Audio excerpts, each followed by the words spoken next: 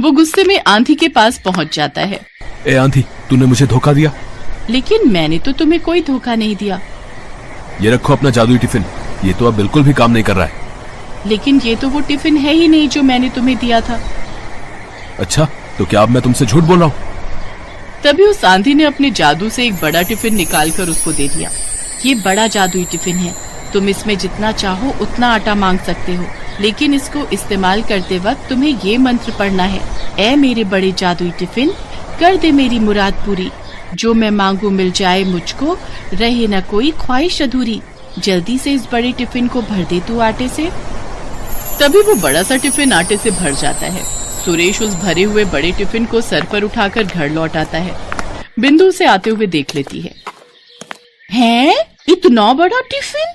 लगता है ये भी पूरा आटे से भरा हुआ है। अब तो मुझे इसे भी चुराना ही होगा। घर आकर सुरेश उमा को फिर से सारी बात बताता है। सच में जी, ये तो बहुत बड़ा टिफिन है, अब तो हमारी कमाई खूब होगी। हाँ उमा, जितना पहले मैं महीने भर में जाकर कमाता था, उतना अब मैं एक दिन में कमाऊंगा और मैं खुद का आटे का बड़ा सा गोदाम खोलूंगा। हाय, मुझे तो अभी से ही सोच सोच कर खुशी हो रही है। तनी एक बार हमको भी तो जादू दिखाओ ना। सुरेश ने उस बड़े टिफिन के आटे को कनस्तर में डाला और मंत्र पढ़ने लगा।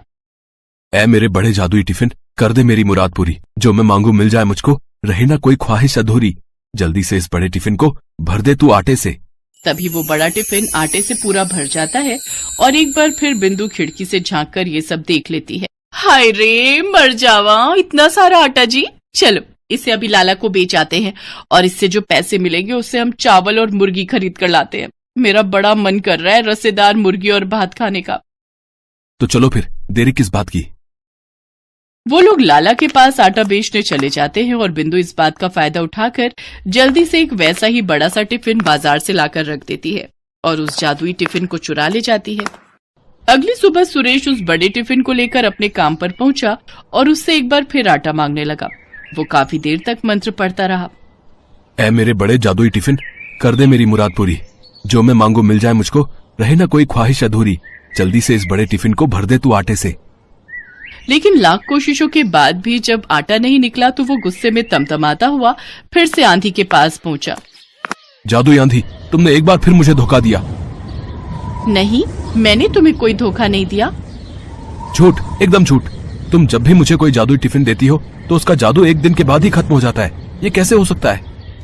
आंधी ने जब उस बड़े टिफिन को देखा तो वो समझ गई कि ये वो जादुई टिफिन नहीं है। इस बार मैं तुम्हें एक ऐसी चीज दूंगी जिससे तुम्हें समझ आ जाएगा कि मैंने तुम्हें धोखा